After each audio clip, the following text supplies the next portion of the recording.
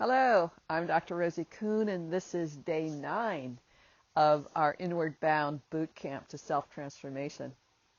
Yesterday we kind of entered into the field of fear and how it is the boundary that we allow to control how much we grow ourselves and how we expand ourselves outside our comfort zone or beyond right now our current comfort zone.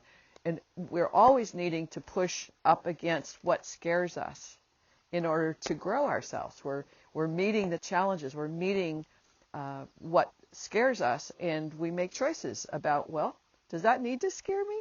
Or is it just something that's I make up or other people make up too? So one of the things that comes up when we are meeting those challenges is sometimes we abdicate our power. Sometimes we capitulate. I use the word capitulate. It's like, I can't do this. I'm a terrible, horrible person. I don't know how to do this. I hate myself. And quite often, well, I'll tell you, most people don't know how to do themselves. I don't know how to do me, right?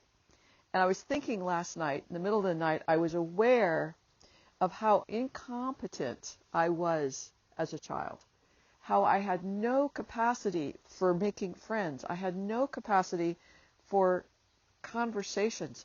I just felt completely incompetent. And in that, I think I began to develop this hatred for myself because I couldn't do it like everybody else was doing it.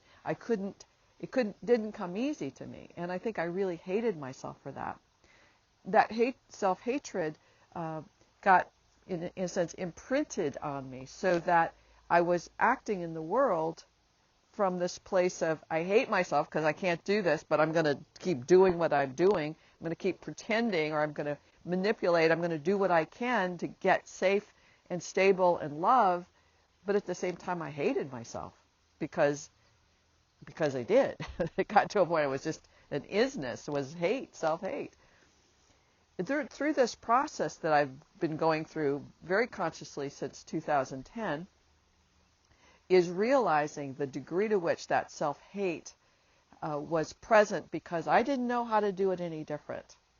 And so I beat myself up, and I didn't have any self-appreciation or acknowledgement, self-acknowledgement for what I was doing well. You know, I have 3 master's degrees and a PhD. I mean, and I would still beat myself up because I didn't know things or my relationships weren't going well or whatever it was.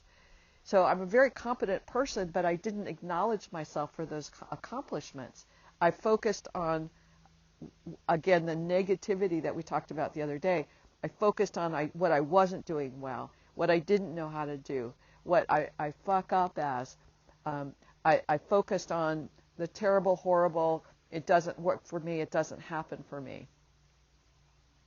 And again, as long as we're focusing on that, we can't grow ourselves because we're, in a sense, reinforcing that truth that can't do it.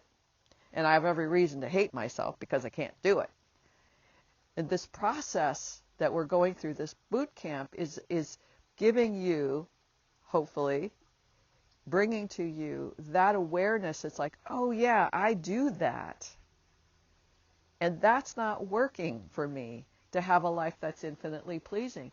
That's not working to give me what I want. That's not working to support and empower me to move towards what my highest knowing is, my highest truth, my highest desires, my highest expression and fullest expression of myself in the world. So we have to begin to make choices to go, okay, I keep doing that to myself, but it doesn't work. I got to stop doing that. And you might consider getting yourself a life coach or a therapist, someone to support and empower you to help you look at these things and make a difference.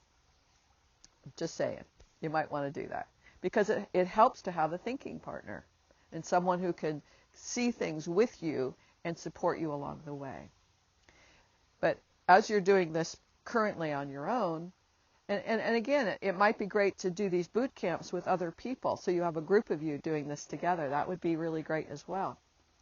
But coming back to my point is because in moment, I'm assuming you're doing it on your own, then the practice is to begin to notice when you are in that place of self-hate or the lack of self-respect and what you keep creating because of that perspective. And then you begin to go, okay, I'm going to practice stopping that, much like we did with the pebbles, is noticing and stopping when we see a negative behavior or a negative thought or a negative feeling. It's just say, stop, stop.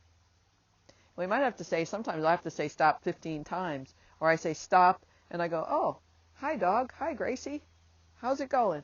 Or, oh, look at the pretty flowers. I distract myself in what they say call pivot to something positive.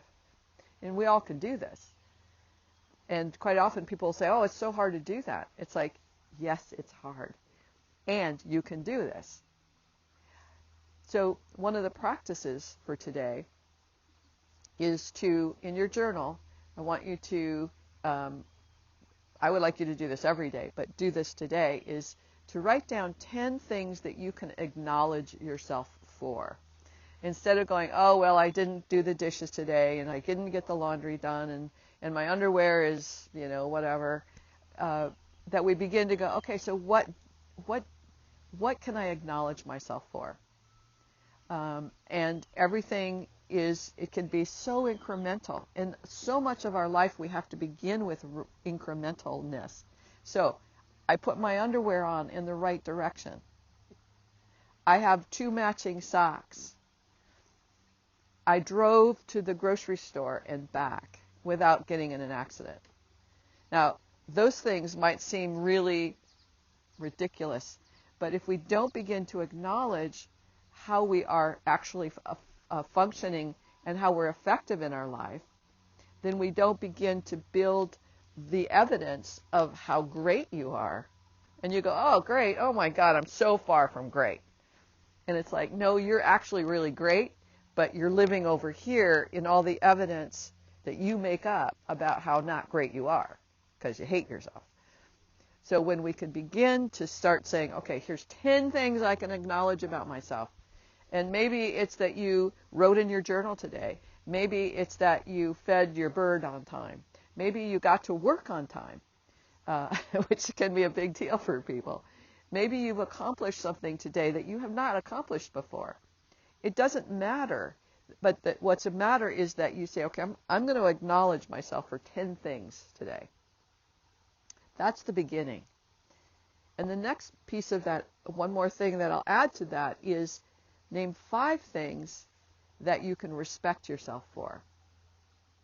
That gets more difficult. So I'm just putting that out there as an extra challenge. So start with 10 things that you can acknowledge yourself for. And begin to notice, and again, I'm always going back to this noticing, because when we train ourselves to notice and we create and cultivate awareness, we now are at choice to make different choices. We are always at free will only when we know what we're doing and can see the choices we're making and then make a different choice. Maybe. It's all free will, right? All right. If you like this video, please give me a thumbs up. That would be great. And leave a comment below, if you will, about what are some acknowledgments that were really challenging for you. So, like I said, maybe putting on your underwear is an acknowledgment, but maybe you've accomplished something even greater and you don't want to or haven't been able to really acknowledge yourself for that. Maybe you're a songwriter and you've written some really great songs. Just put those down. Just let me know what those are in the comments below. All right. Thanks again. Bye for now.